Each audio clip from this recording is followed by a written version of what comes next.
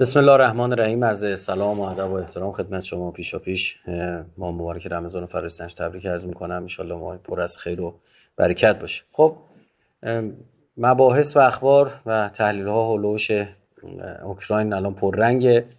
به ذهنم رسید چند نکته رو محضر شما عزیزان عرض بکنم و میبینم بعضی از تحلیل ها توی بازی رسانه‌ای خود امریکایی‌ها و غربی‌ها افتاده. این باید ملاحظات داره، دقت کن. ببین یه مرور خیلی کوتاه بکنیم.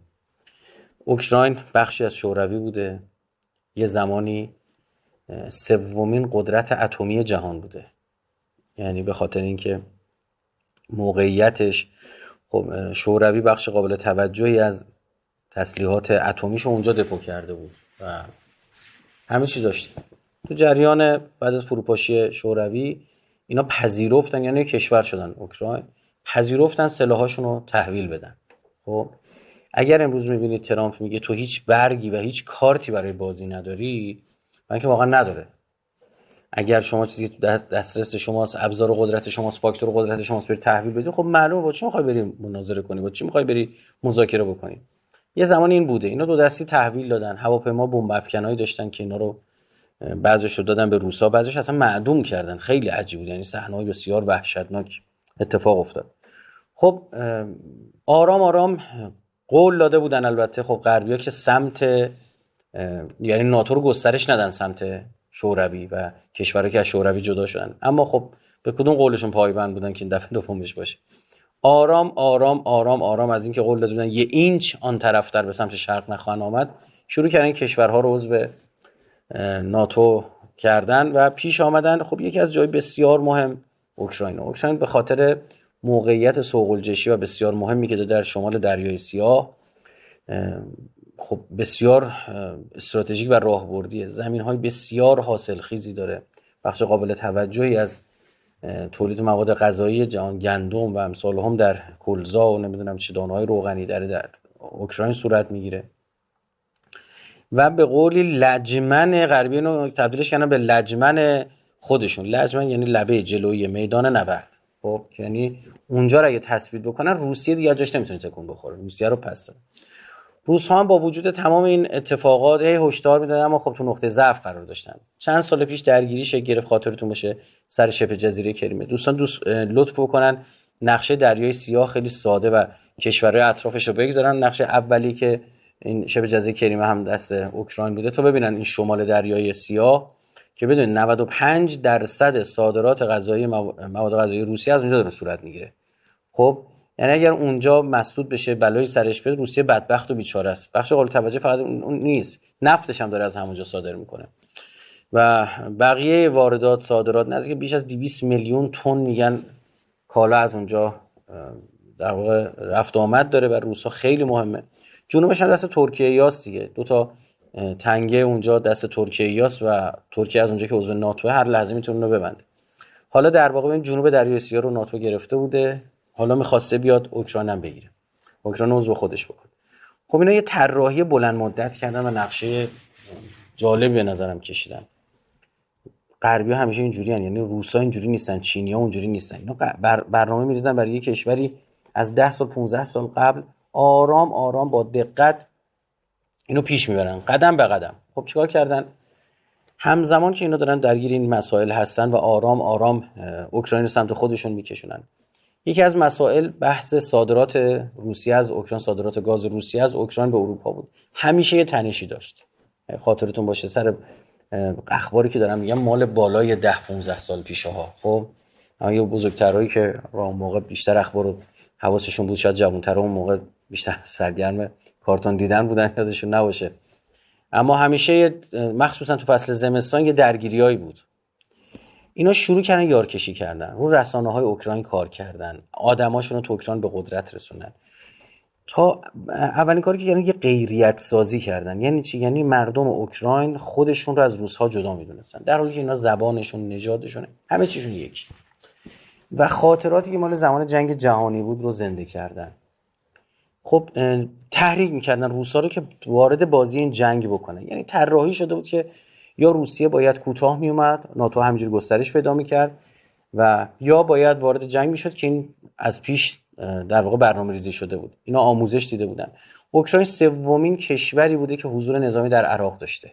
اینو بدونید، اینا یه جایی ما خودمون مثلا دلتون میسوزه برای این اوکراینی، برای مردمش ما هم دلمون میسوزه، اما واقعا برای دولتش و نظامیاشون نه. خب اینو به شما بگم، نه که مثلا حالا مثلا از روسیه خوشمون بیاد، نه، اما چپ و راست فرق گور پدر جفتشون. خب اما واقعیت ماجرا اینه که بدونید در عراق به عنوان سومین کشوری بعد از آمریکا و انگلیس حضور پررنگ نظامی هم بر مبنای تعداد نفر سرباز و نظامی که حاضر شده در عراق. اینا دستشون تا آرنج در خون مردم منطقه، مردم شیعه و سنی عراق اینا دخیله. خب آرام آرام اینا آمدن جلوی غیریت سازی کردن. یعنی چی؟ یعنی من از تو متفاوتم، فرهنگ من با تو فرق. همین کاری که مثلا امروز تو کردستان ما دارن میکنن، همین کاری که در جمهوری آذربایجان دارن میکنن.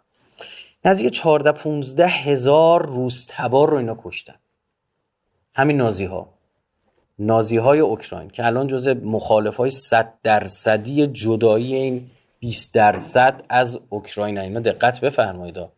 من حالا یه نکته‌ای دارم میخوام براتون وقتش میگم که خیلی رو این اخبار و این رسانه‌ها، این بازی‌ها و اینا اعتماد نکنید. نمیتونیم قطعیت بدیم اما احتمال میتونیم بدیم. خب روسیه باید میپذیر. فکر کنید مثلا ایرانی‌های مثلا مقیم امارات 14-15 هزار نفرشون بکشن.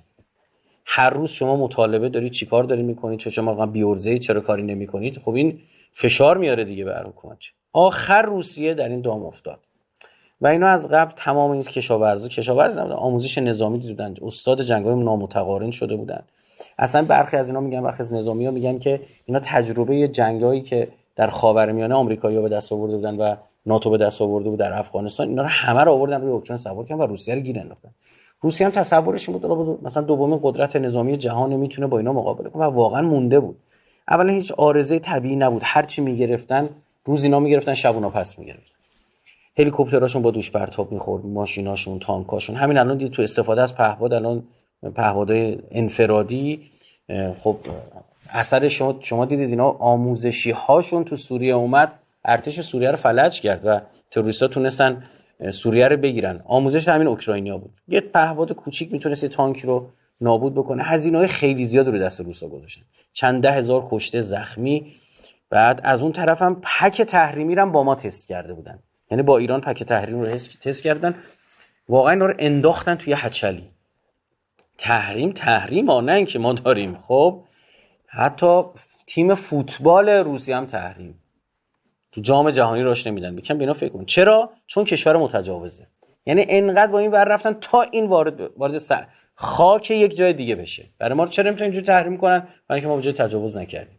خب برای چی سر ماجرای پهپاد اینقدر میگن ایران داره کمک به ایران، به اینا پهپاد میده؟ به خاطر اینکه حساب ما رو با حساب روسا یک جا بذارن و بتونن تحریم‌های بیشتری از این جنس بر ما. تحریمایی که دیگه عملا فرهنگی اجتماعیه. دقت می‌کنید؟ یعنی به اثر تو اوضاع اقتصادی هیچ کار دیگه بیشتر از این نمیشه ایرانی‌ها رو تحریم کردن، بدونید تموم شده. خب همین کارایی که اخیراً دارن انجام میدن، ترامپ می‌خواد انجام بده، تو حوزه شیپینگ، یعنی اینکه کشتی‌هایی که نفت رو میارن صادر می‌کنن اونا رو تحریم کنه و بنادری که اینا میرن اونجا پهلو میگیرن. باز راجع به اینا نکته دارم، نظر شما خواهم گفت. خب عملا این غیریت شکل گرفت، درگیری شکل گرفت، یعنی یه بازی فرهنگی اجتماعی، اختلاف فرهنگی اجتماعی کشید به یک مسئله. انقلاب‌های رنگی سیاسی شد، اونجا انقلاب نارنجی شکل گرفت اگه خاطرتون باشه، و آرام آرام اثر رسانه‌ای که غرب گذاشت. فکر کنید کشوری جزو شوروی بوده، یهویی جدا شده، با رنگ و لعاب و زرق و برق غربی‌ها مواجه میشه، آرام آرام وام میده. مثلا فکر کنید افرادی که اونجا به قدرت میرسوندن، مثلا یولیا تیموشنکو یه نخست وزیر زن اینا بود که موهاشو خیلی مدل خاصی میبست. خب مثلا فکر کنید برای موهای این آدم بهش رأی دادن. همین دقت کنید، موهاشو یه جوری میبست شبیه میبافت، شبیه تاج میشد. حالا دوستان عکسش هم بزنن، اشکال نداره بچه‌ها.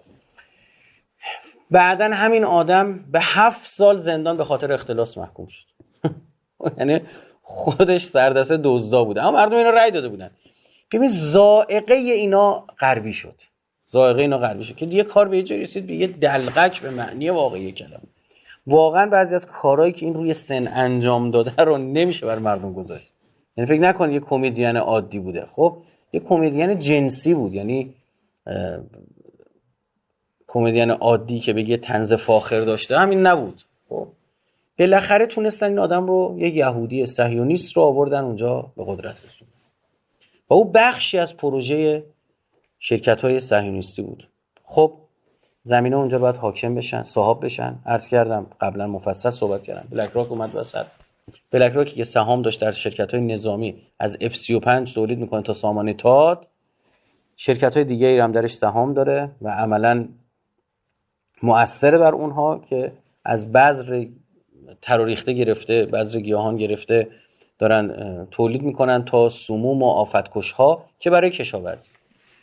خب اوکراین وارد نبردی شده، دار و ندارش داره مستهلک میشه، داره کشیده میشه. ببینید بیش از 500,000 نفر کشته تا الان.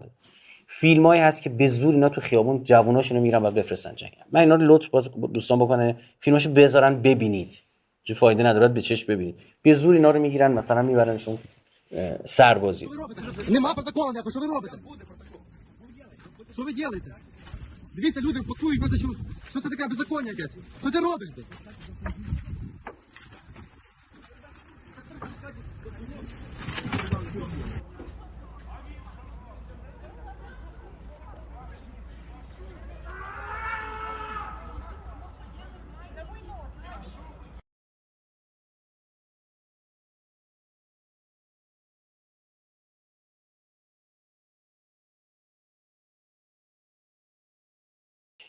وقتی شما میگه مثلا 400 500 هزار تا کشتی رو بعد ضرب در یه عدد معقولی بکنید که میشه تعداد معلولین اینا. خب یعنی رسما تهی شد اوکراین، دار و ندارش، ذخایر ارزی، پول، هر آنچه که داشت از بین رفت.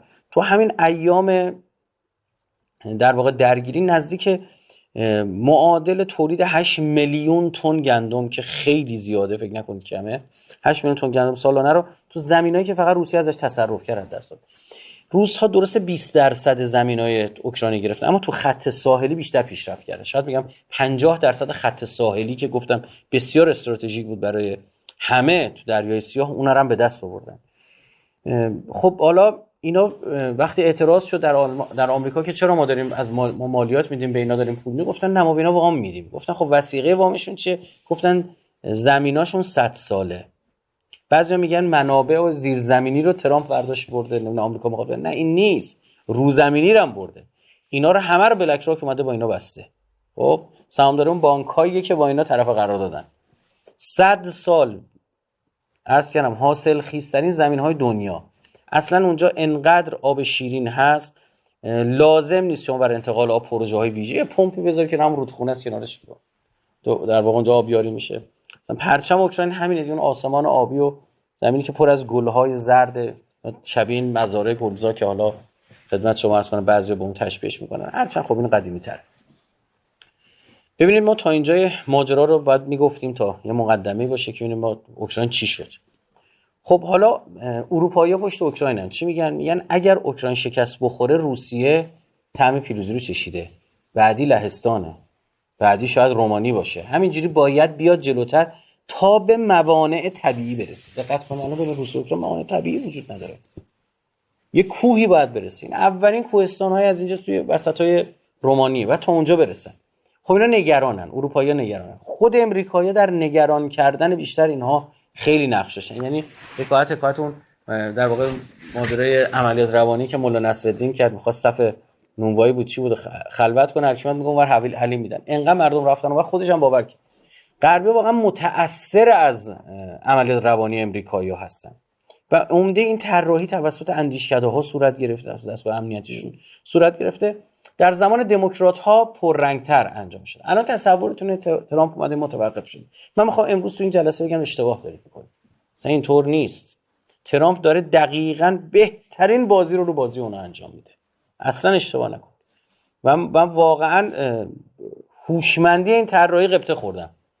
خب که خیلی طراحی قشنگه. البته گذر زمان کارو در واقع بهتر میکنه و تحلیل ما کالیبره میشه، دقیق‌تر خواهد شد. چون ما این طرف نشستیم نه اطلاعی داریم از تصمیمات پشت پرده، اونا فقط بعد از آن چیزی که در ظاهر است و در واقع اون کسایی که منفعت میبرن بتونیم تحلیل بکنیم و اخبار رو رصد بکنیم و اون شناختی که از عملکرد هر دو تا اینا داشتیم، یعنی روسیه و آمریکا. خب شما دیدید چه اتفاق افتاد. دموکرات‌ها حمایت می‌کردن، اروپایی‌ها میگفتن این سنگر ماست، این لجمنه لبه جلوی میدان نبرد غربی است، بعد اینجا حتما روسیه درگیر بشه. رس روسیه هم کشیده شد، یعنی پوست روسیه هم کنده شد تو این اسناد. یعنی این همه کشته دادن، بالاخره اینا هزینه داره، اینا بیمه دارن، نمیدونم کلی ماجراها داره، هزینه اجتماعی فرنگی اجتماعی داره براشون، تحریمایی که روشون پیاده کردن. شما فرض کنید مثلا تیم فوتبال مملکت خودمون اینجوری شده بود، مردم چیکار میکردن؟ و اینا همزمان بدونید که قشر جوان و نوجوان در روسیه دوره شوروی یادشون نیست.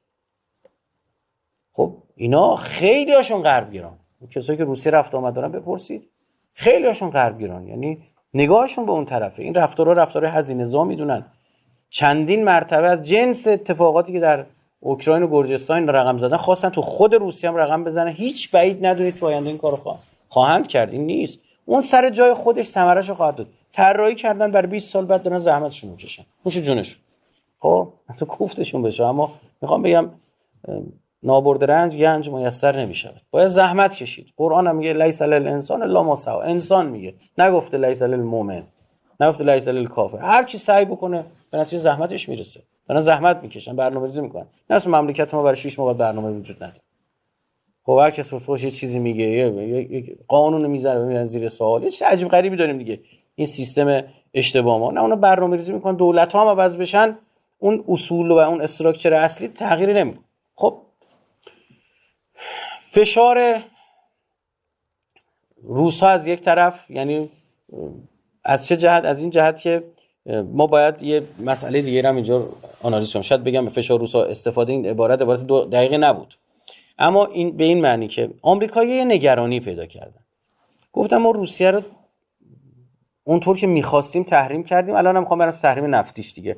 همزمان که شما الان حواستون به این چیزا پرته، خوبه بدونید مثلا یک بندر در چین به خاطر اینکه کشتی‌های حامل نفت روسیه اونجا پهلو گرفته دادن، کشتی‌هاشون از ما کوچیک‌تره، الان تحریم شده.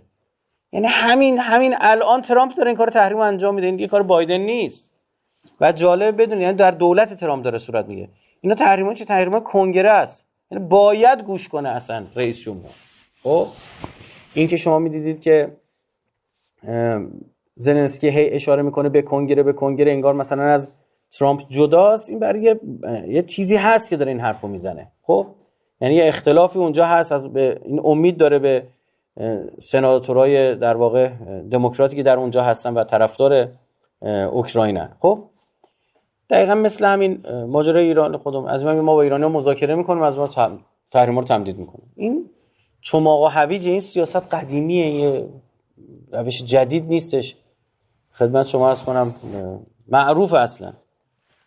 این مسئله در مورد ترامپ. ببینید در به قدرت رسیدن ترامپ دور قبل روس‌ها نقش داشتن. من اعتقادم اینه.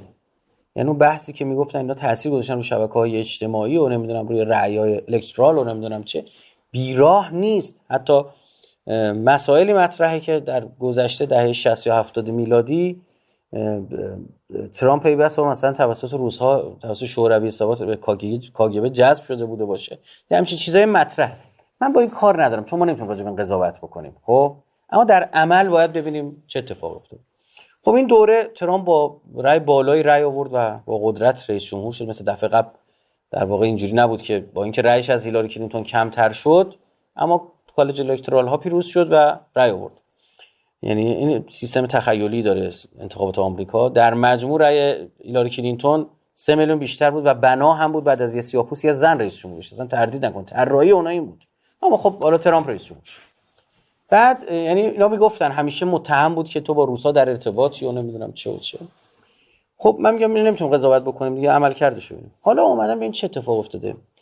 این پس زدن روسیه و اینکه بالاخره چین و روسیه آرام آرام دارن کنار هم قرار میگیرن. ببینید این یه خطره برای آمریکا. اینو بارها اندیشکداش گفتم، میگن دو تا قدرت بزرگ اتمی، نظامی، اقتصادی جهان و اینا که اومدن با هم جمع شدن بریکس رو دارن درست میکنن، با هم دارن دلار رو دارن میذارن کنار. ببینید اینا بسیار برای آمریکا خطرناکه.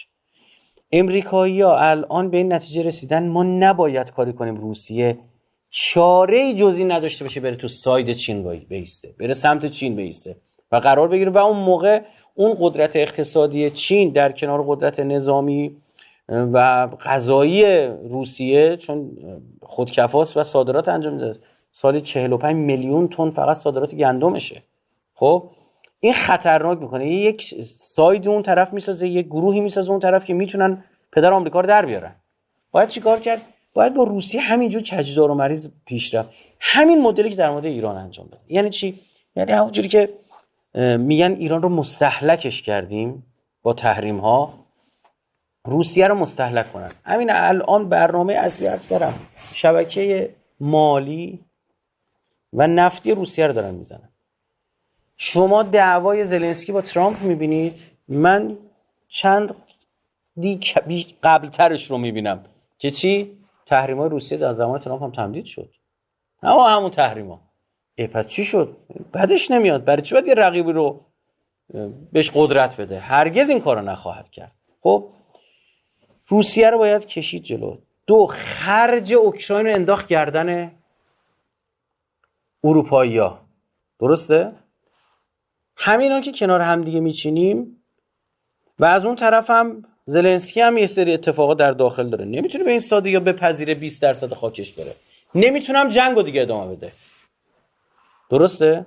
چیکار باید بکنه؟ باید بپذیریم 20% از خاکش شده بشه. سالها این روی گرده بحث‌های این نئونازی‌های اوکراین، یعنی که شدیداً ضد روسن، با اینا به قدرت رسیده، رأی اینا رو داشته. حالا چی باید بهشون بگه؟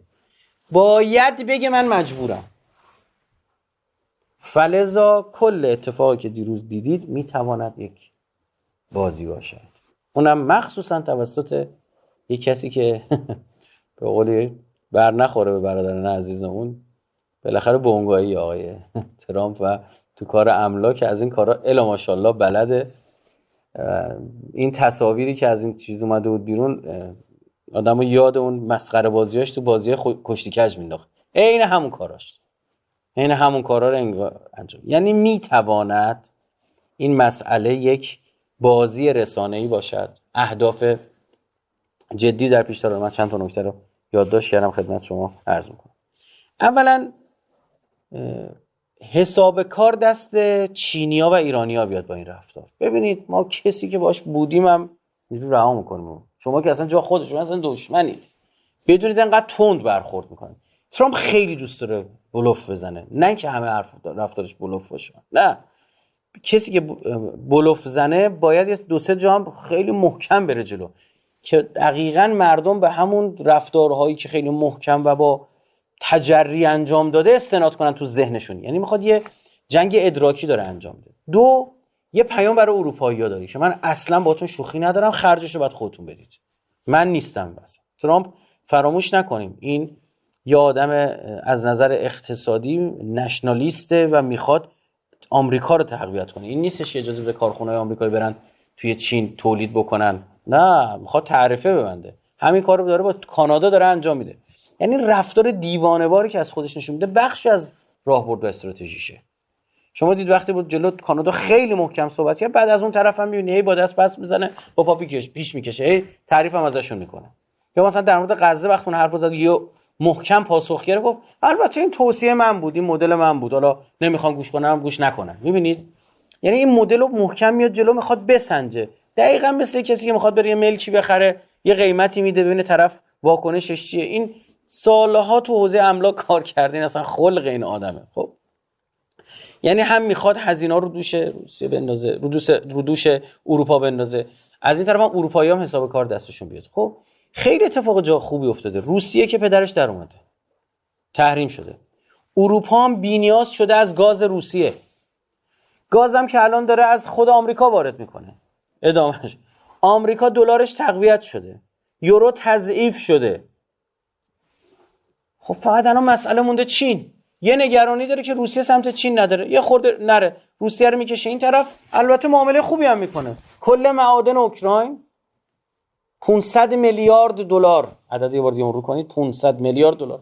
و زمین‌های بالا که زمین‌های کشاورزی 20% رو که روسیه گرفت، 80% این طرف. زمین‌های مهم و بزرگشون که اونایی که کشت صنعتی درش صورت میگیره در خدمت شرکت بلک راک امریکایی قرار میگیره، صهیونیست امریکایی.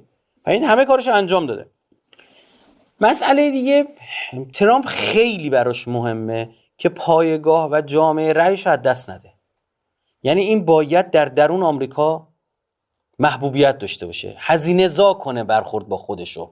متوجهید؟ برای همین رو اون قصه ترورها اتفاقی که براش افتاد و خیلی داره خوب سوار میشه. عمدن میخواد اطلاعات ترور جان اف کندی رو لو بده، میخواد به بخش از اسنادش افشا کنه که یه خط و نشانی بکشه برای همه که کسی سمتش نیاد. برای اینکه مردم رو بتونه سمت خودش نگه داره باید چیکار کنه؟ به عنوان یه قهرمان ملی هم خودش هم وزیرش بیان وایستن معاونش. شما مثلا دیدید تو این برنامه که اتفاق افتاد، طرف اون بغل وایسته میگه تو چرا کت شلوار تنت نکرده اونجا؟ اینجا میدونید چی، اینجا کاخ سفیده، باید عذرخواهی کنی. یا فاکس نیوز که اصلا شبکه نزدیک به ایناست، شبکه نزدیک به جمهوری خواست. خب یه چه جور داشت صحبت میکرد، چطور خط و نشان میکشید. مثلا زلنسکی رو دعوت کرده، میگه همین الان باید عذرخواهی کن تو برنامه زنده. خب از این برم این زلنسکی هم نیاز به همچین کاراکتری داره که بگه من نه، ببینید جلو آمریکا سرخم نکردم، برای مردمش همچین جایگاهی پیدا کنه که بعدن خواست بهش بدیم بره، به قولی 20% رو بده بره، بگه ببین من چاره‌ای نداشتم دیگه، مجبورم. و اینا من از شما دفاع کردم، من از شما حفاظت کردم. یک مسئله دیگه که حالا به قول این الان یه اتفاق معمولا تو تحولات آدما تو بالا پایین شدن ها، آدم اگه هوشمند باشه میتونه بپره جای بالاتر قرار بگیره. خب الان یه فرصتی، الان این تهدیداتی هم داره برای چی؟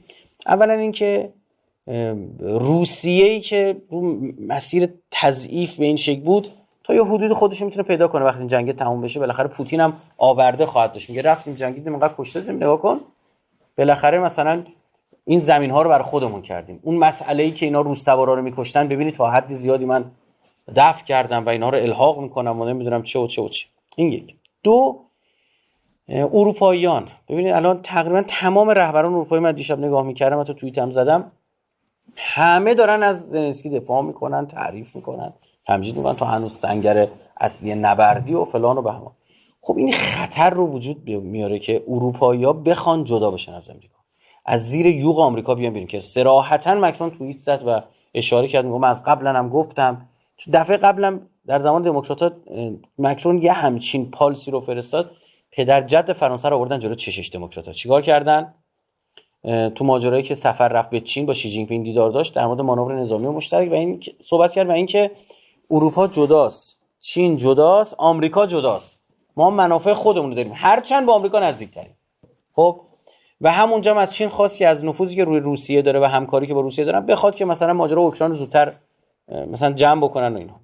وقتی برگشت خیلی نگذشت که چونان فرانسه به آشوب کشیده شد. یه قصه عین قصه خانم مهسا امینی تا اونجا، فقط اینجا قصه پلیس و یه خانومی بود، اونجا قصه پلیس و یک آقای بود. همون مدل انجام شد، خاطرتون باشه، ریختن بیرون و به فرانسه امریکایی‌ها فهموندن، گلوبالیست‌ها فهموندن، دموکرات‌ها فهموندن که شما حق ندارید مثلا از این زیر این نقشه ما، این پلن ما، فرماندهی ما برید بیرون.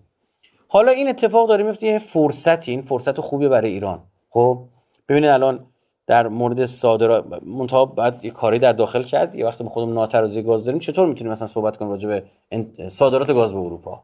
متوجه چی میگم؟ اما از این شکافی که شکل داره میگیره بین امریکا و اروپا باید نهایت استفاده رو کرد. یعنی تردید نکنید، حتما پیش بینی میشه الان از همین روزهای آینده پوتین بلند بشه بره این کشورهای اروپایی رو چرخیدن که بگه دیدید آمریکا مثلا، یعنی اونم دنبال بازی خودشه، هر کسی دنبال بازی خودشه. خلاصه عرضم اینی که بله این اتفاق افتاد، چه یه تئاتر نمایشی بود، یه بازی بود، چه واقعیت در عمل نشون داد آمریکا تاش. در عمل اون 80%، اون 20%، منابع زیرزمینی، 500,000 تا کشته، همه اینا رو این اوکراین از دست داد. در عمل اوکراین نابود شده است، اصلا فرقی نمیکنه انگیزه آمریکا چی بوده، فیلم بوده، بازی بوده، این در اینکه اوکراین نابود شده چیزی ازش نمونه که اصلا تردیدی نیستش. خب میمونه بقیه‌اش. خب امریکا یعنی این کسی به هیچ کی رحم نمیکنه، ما باید حواسمون باشه. کسی میخواد بره مذاکره کنه باید بدونن، البته من کسی نیستم بخوام تعیین کنم برای کشور مذاکره باید صورت بگیرد یا نگیرد، ما مون تحلیلگر نظرمونه. اما اگر نظام به این نتیجه رسید میخواد برن مذاکره بکنن باید بدونن شما با اینا طرفی. این کسی که با رفتارش با دانمارک اروپایی اینه، با کانادایی که دیگه تمام قد اصلا بچه آمریکا محسوب میشه، بگیم به واقعا این که ترامپ میگه یکی از ایالت‌های ما بیراه نیست، واقعا یکی از ایالت‌هاش انگار. خب وقتی این برخورد انجام داده با اوکراینی که تمام قد در خدمت آمریکا در اومد، جووناش و تاریخش و آیندهش و همه چیزشو فروخت در راست منافع امریکا و غرب. ببین چه برخوردی داره صورت میگیره. اروپایی‌ها باز خورده دارن شکل کار رو رعایت میکنن، خب اما آمریکایی اصلا همینه که اینجا بیارنش بنشوننش تحقیرش کنن. طرف خبرنگار من پیش از اون بالا وایساده، آ چرا کت شلوار تنت نکردی، تو چرا فلان نکردی، تو اینجوری برخورد بکنه. خلاصه این که من برداشتم از این ماجرا این که گزینه دوم بیشتره، یعنی این حالت نمایشه. چون بلافاصله بعدش هم پیامایی که فرستادن اوکراینی که نه ما حالا یه تردیدهای شکل گرفته اما مسئله رو حل می‌کنیم، نباید بذاریم دعوایی صورت بگیرد، بعد بگذاریم فلان. ممکنه هم از واقعی بوده باشه که اصلا هیچ همون تحلیلی که هست، اما واقعی نبوده باشد هم بدونید این اتفاقات داره میفته. یعنی ما کاری نداریم واقعی است واقعی نیست، هر چه هست نهایتا این اتفاقات خواهد افتاد. این داشته ها رو داشته برای غربی‌ها و امریکایی‌ها و این ضررها رو داشته. خب اینا باید دقت فراوانی بکنیم. برای بازی ایران با چینی‌ها هم فرصت خوبی فراهم شده. ببینید الان 6 7 تا کشتی ما رو هم اخیراً باز اینا تحریم کردن. خب اگر کشتی تحریمی به به یه بندر برسه، اون بندر هم تحریم میشه. خب الان چین یکی از بنادرش تحریم شده. متوجه الان وقتش اینه که چینی‌ها الان نگرانن که عجب روسا رفتن به آمریکایی‌ها نزدیک شدن، الان وقتشه که ما بریم با چینی‌ها نزدیک بشیم، ببندیم، فروش نفتمون رو تقویت بکنیم. باشه کشتی تحریمی به بندر تحریمی میشه، در عوض پولی که میخواد برگرده چقدر، من اشتباه نکنم از 10 میلیارد دلار اشتباه نکنم پول هست توی بانک‌های چین مونده. خب اینو باید برگرده. اگر قرار نیست مثلا به صورت پول برگرده، بالاخره شما این پولو می‌خواست بگیری باشه چیزی بخره، همون کالای الان وارد بشه، یا بیاد الان خرج زیر ساخت‌ها بشه، دستگاهی قرار خرید ژنراتور خریده بشه، لوکوموتیو برای بخش ریلمون قرار خریدار بشه، هر چی که هست الان باید تا میتونیم فروش نفتمون رو با چینی‌ها با قیمت بالاتر حتی بریم ببندیم. اینم فراموش نکنید. بگید خب الان باعث میشه مثلا روسیه و چینی‌ها با هم میرن از همون نفت می‌خره. نه، چینی‌ها تو سیاست‌هاشون سیاست باشه همیشه این بوده که هیچ وقت نباید وابستگی محض به یک کشور داشته. معمولاً میزان واردات انرژیشون از یک کشور از 10% بیشتر بشه سعی میکنن کنترلش کنن، مدیریت کنن. همین الان دارن چنج میکنن از رو عربستان، چون عربستان هم میخورده نگرانن. خب یک فرصتی برای ایران فراهم شده. همزمان خوبه بدونید الان امریکایی‌ها به عراقی‌ها فشار آوردن تا اجازه بده روزانه چند صد هزار بشکه نفت و کردستان صادر کنه که بتونه جایگزین نفت ایران بشه. یعنی امریکا حتما برنامه داره برای اینکه تحریم کنه نفت ما رو جایگزین بکنه. خب ما دقیقاً باید بریم سریع عمل بکنیم. یکی از این دوستان ما که ایرانی چین بود و در واقع ارتباطاتی داره اونجا میگفتش که خود چینی‌ها برگشتن گفتن آقا چرا هیچ پیامی از سمت شما نمیاد الان؟ خب الان ما سفیر ما اصلا یک ثانیه نباید بخوابه اونجا، اصلا خواب و خوراک نباید داشته باشه. وزارت خارجه ما همینطور. باید تا میتونیم از این فرصت استفاده بکنیم، همون اول بگیم آقا چینا بالاخره نگرانی دارن، میگن روسا به امریکا نزدیک شدن. خب الان این فرصتی که ما باید بتونیم بریم فروش نفت که از اصلی ترین مسائل ما بوده.